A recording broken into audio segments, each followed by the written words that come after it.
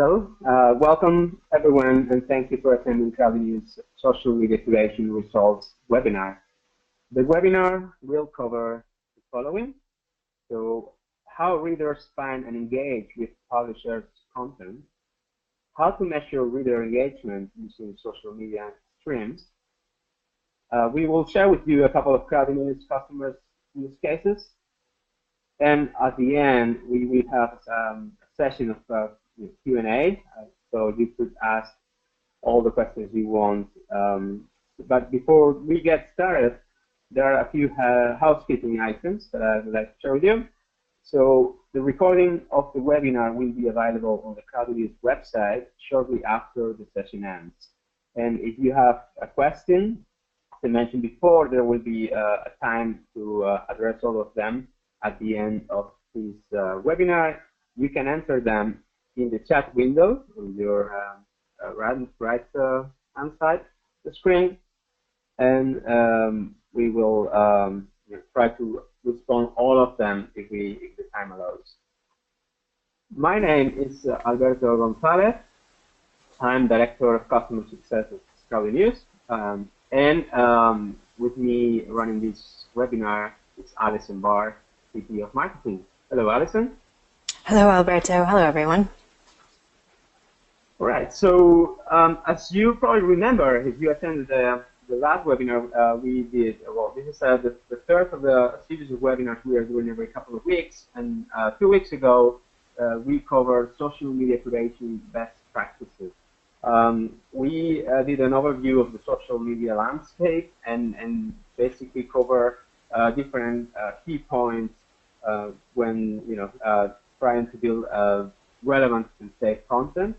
The first one was the channel strategy. So we cover which channel for which kind of content you could use best and in which way.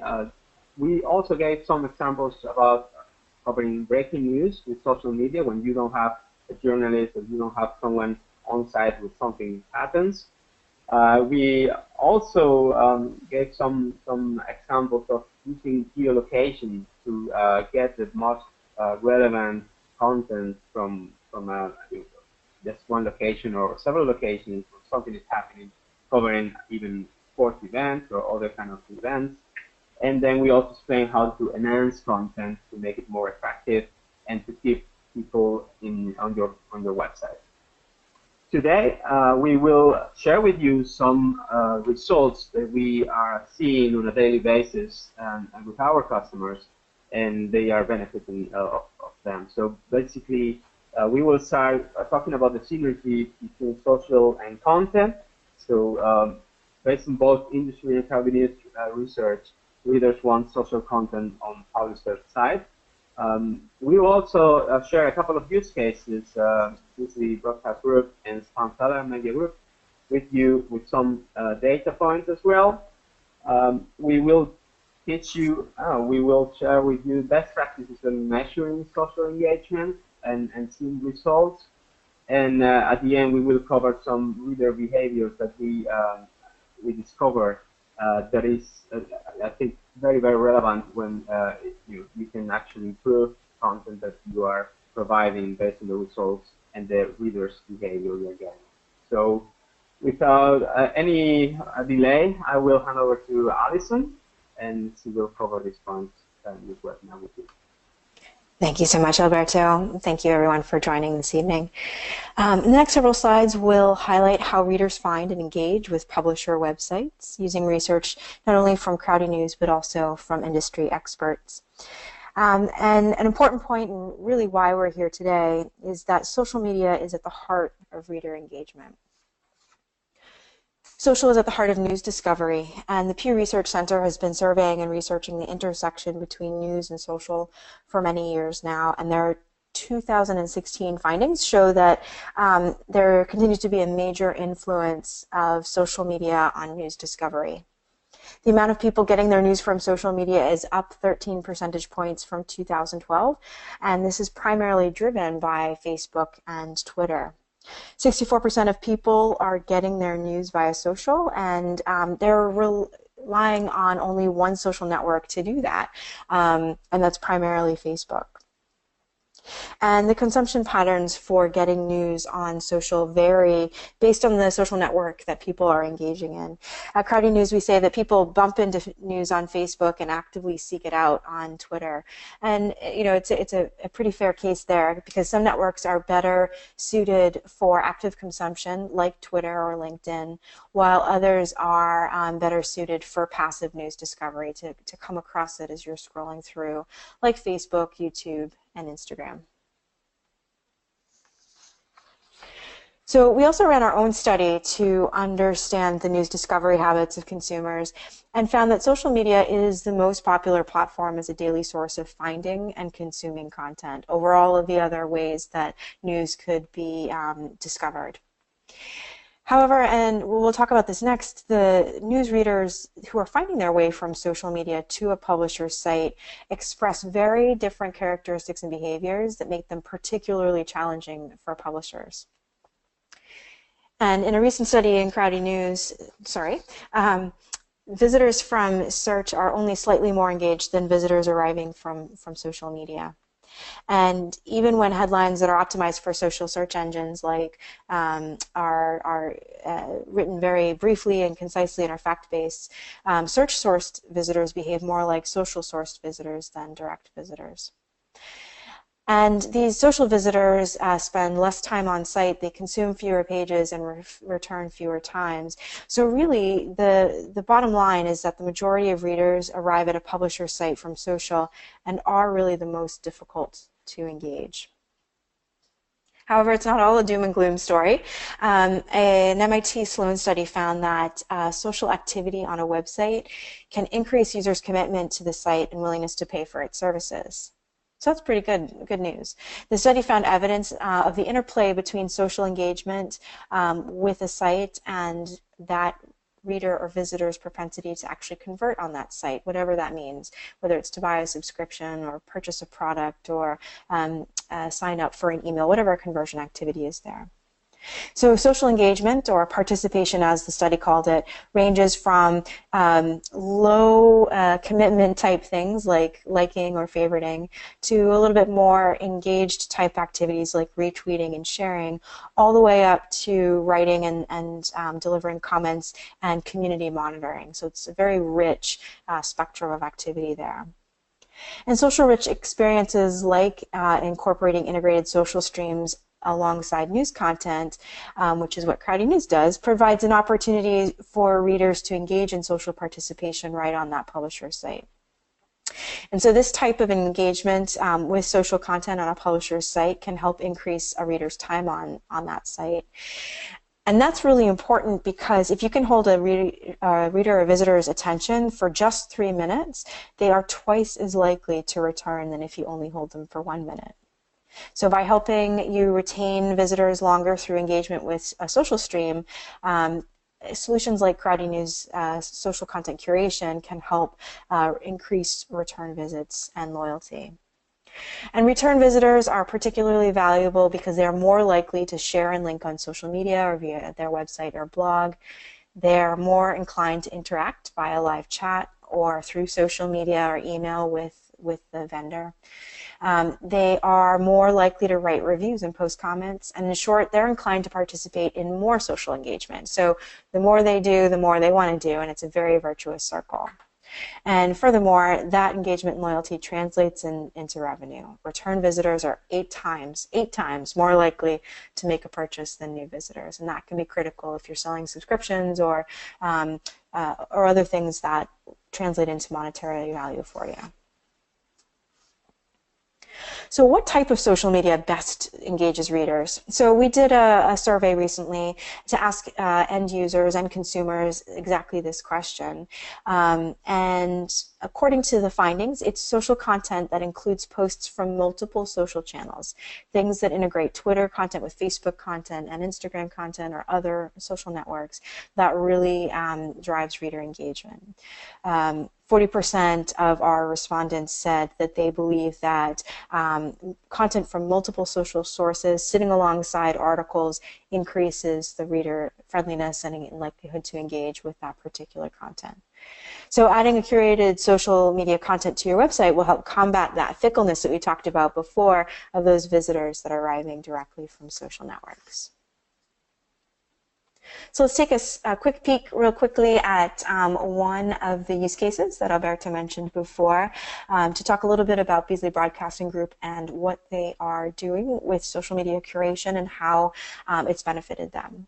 So as a way background, Beasley Broadcast Group has over 50 radio stations throughout the U.S., 7 million on-air listeners, and they have website properties where their listeners can continue to have an experience with their stations, continue to stream the programs and read more about news and other topics. They have a relatively small resource-constrained digital team that supports all of these digital sites. And Crowdynews was really able to provide its value during the shootings that occurred in San Bernardino in December of 2015. What happened then is that initial reports of the shootings were released, and a lot of that was unfolding right on social. And so Beasley knew that they needed to do something to keep their listeners apprised of the events as they unfolded. They wanted to really capture that story and publish it immediately as it was being told. And that was happening real time on social media, from people who were on site, who were in the buildings, who were capturing pictures and comments on Twitter, on Facebook, etc. But with limited staff, reporting on this event for Beasley was going to be very difficult and in fact prohibitive. So that's where Crowdynews came in. Using our natural language processing and AI and geo-filtering, we were able to narrow right in on the right content coming out of social that was relating to the event in the area, and very quickly help Beasley publish that social news story right on their sites with just a few resources. And streams like the ones you're seeing here on the screen here were flowing on the home pages of most of their sites that day. And as a result, Beasley was delivering news of the event 20 to 30 minutes in advance of what was being delivered on mainstream news. So it really helped them get that leg up with their readers and their listeners about what was going on. And so Beasley experienced just a few of those benefits from Crowdynews that day, and our customers also report that having curated social content on their pages keeps readers on the site longer and improves engagement not only with the social content but also with other content on their sites. So what we're going to do now is look at some of the additional customer data centered around a specific event, which is the 2016 Rio Olympics that just concluded in August. So we're going to show you some data from August 5th to 21st for customers of ours who implemented an Olympic social stream on one or more of the pages on their site. The information we're going to show you here is not intended to be a benchmark for all social streams, but it can help you understand what to look for, what questions to ask when you're implementing a social stream on your site and looking to understand how is it performing and behaving. So for this particular example here, we're looking at a specific customer in a particular country, and we're looking at the distribution of social stream impressions by device type. So you can see here that the majority of those social streams were consumed on desktop and followed quickly by mobile, and a very, very, very, very small line of tablet.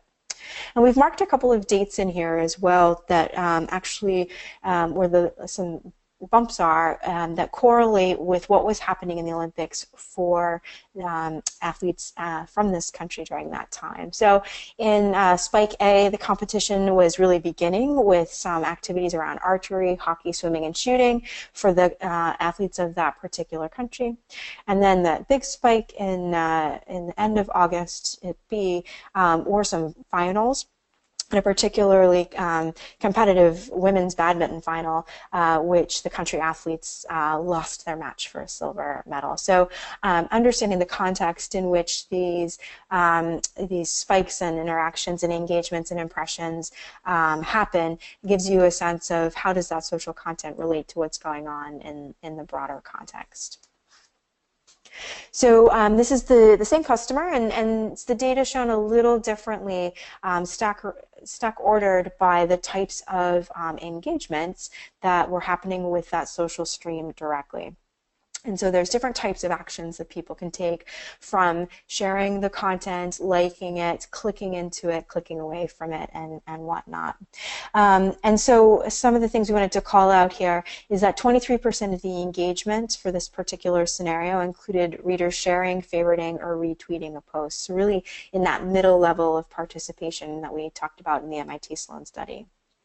And then just over half of the readers who clicked onto an embedded overlay of the social posts surfed through more posts, and essentially that was extending their time on site. So when they drill into an item in the social stream, they're kept on the site as opposed to clicking away. And so that embedded stream then provides additional opportunities for them to scroll through content through that overlay and spend more time on the site. So lastly, same customer again, we just wanted to show a little bit about the increasing engagement over time of the social stream on the site. And so as the Olympics were gaining momentum, there was more content being delivered and created via social for the event.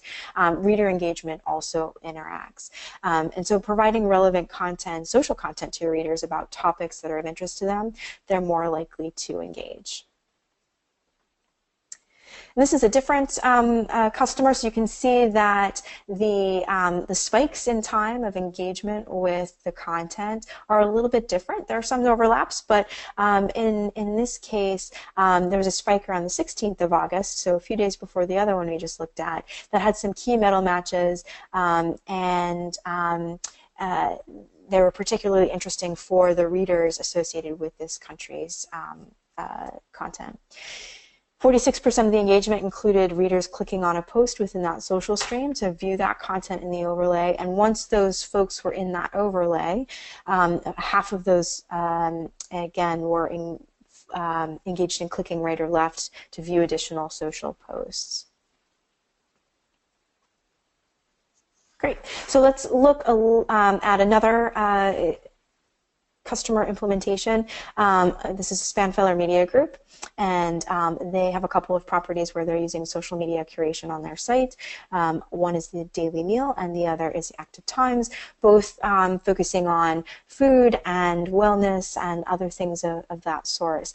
And they're just recently live with their social streams. And so they're looking to enrich their publisher-produced content and providing additional opportunities for readers to engage with elements on their site. So I'll just show you a little bit about what those look like. Here are two screenshots, one of each of those properties. As you can see on the right-hand side, they've integrated a social stream right within the context there. And so that content is related to the content that's on their site. It can be moderated or it can be left to run based on the topics and keywords and whatnot that have been defined previously. And so they're in the process right now of looking to understand what the engagement is, understanding, how are their users behaving? Are they clicking into the overlays? Are they scrolling left and right? Are they sharing and retweeting? And looking to understand what that user engagement is and then make tweaks appropriately. So in our last topic, we want to dive in a little bit around some of the additional metrics you can explore by relating reader behavior to other elements. So in the charts you'll see here, you can see how engagement by platform differs when you look at experiences across the world. So you blend multiple customers' data versus just looking at, say, the US engagement, which is on the right. So you can see that in worldwide, we've got a nice split between mobile and desktop engagement, but in the US, it's heavily weighted on desktop. And so this is just an example of how you can look at that to understand how your own readers are engaging with your content and where you might need to spend some time on the social stream, how it's integrated into the site to make it optimized for the way that those readers are experiencing your site overall. So if we look at the reader behavior specifically just for the US, we've got 3 more charts here around engagement and actions that readers can take. And this is all, again, based on the data we analyzed for the Olympic period and looking at that reader behavior with the social streams. Readers want to engage with the social posts on a publisher's site in the same way they do on individual channels by favoriting, retweeting, and sharing.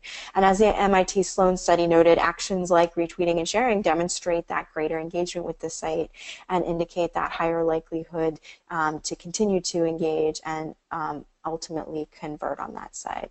So adding a social stream alongside your content, you give your readers additional social engagement opportunities and foster an environment that encourages readers to remain loyal and to return back. All right, so I think now we are in a position to take some questions. So for this part of the session, I'm going to be asking Alberto the questions, and he will attempt to answer as many as we can during the time allotted. So if you have any questions, feel free to add them in the chat area of the GoToWebinar console. All right, Alberto, are you ready? Yeah, I am. All right, excellent. So we've got a couple questions coming in here, and we'll take as many as we can in the time we have left. So let's start with this one. Once a social stream has been created, how long is it before you can begin to see the engagement results?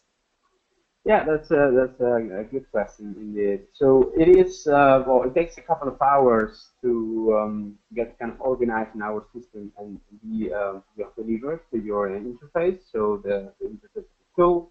So it is about between 2 to 4 hours, and then you will be able to see already some results. So usually, people analyze different kind of events. So it could be sometimes like we did with some customers the last Apple presentation when they did the release of the iPhone 7, but also that takes only a few hours as an event.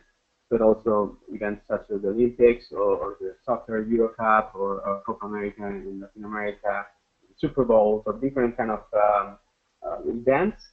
And the data is available just a few hours after we start covering the event. Great, thank you. Here's another question. Are results similar for all the customers that you work with?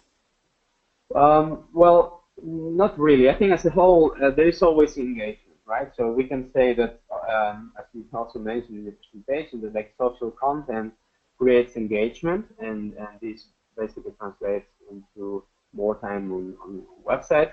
But then it really depends on several factors, so such as the content and the quality of the content, the location of the content, where it's if it's above the fold or below the fold, and the better the location, the more visibility you have, then more probability to have more engagement, and especially the content.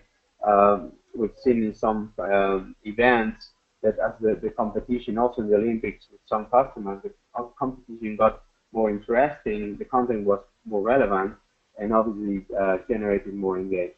So it is really depends a lot also in the geo and especially the kind of sources that you use. If you use more like Facebook or Twitter, but also like YouTube, really can change a lot in terms of engagement. Great.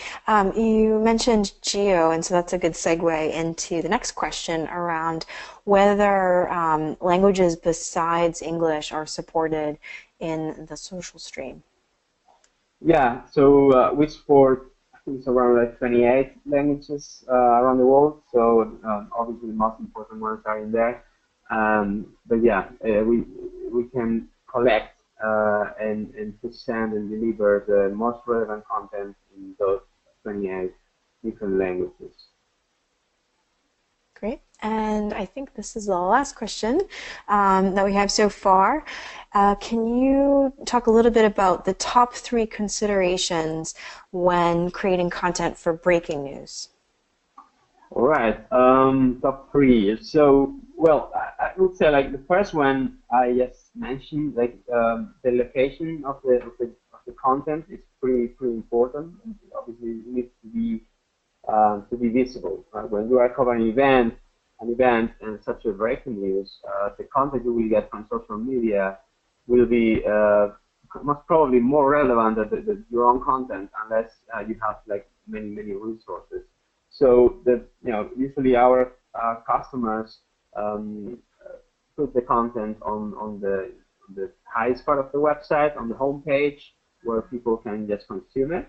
So location is key. Then the quality of the content needs to be relevant. You need to include the right sources. Very top influencers. It depends on what you are trying to cover as a breaking news. But if it's politics, if it's elections in the U.S., obviously Donald Trump and Hillary Clinton, they are posting stuff and kind of spamming people. You see it that way.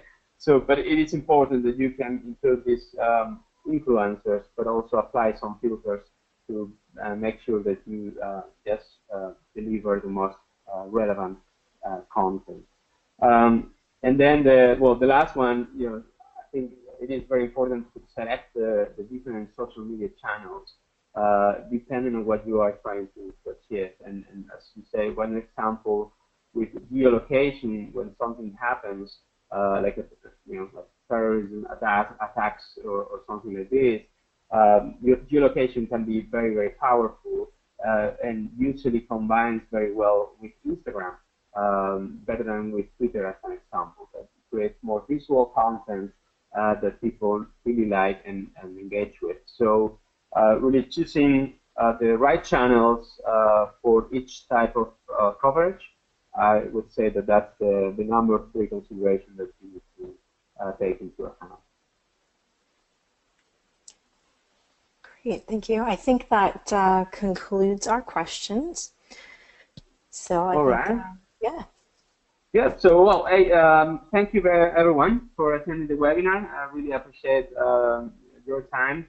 I hope that this was interesting, and then you could learn something, and you can improve your approach to to use social media content. Here's where you can go for more information. You can find the presentation slides at hello@crowdynews.com. As I mentioned at the beginning of the webinar, the recording will be available in, I guess, in an hour or a couple of hours at our website, crowdynews.com.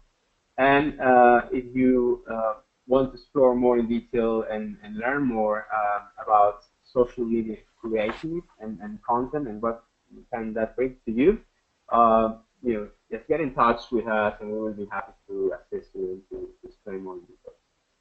Thank you, everyone, and have a nice day. Thank you, Alison. Thanks, Alberto.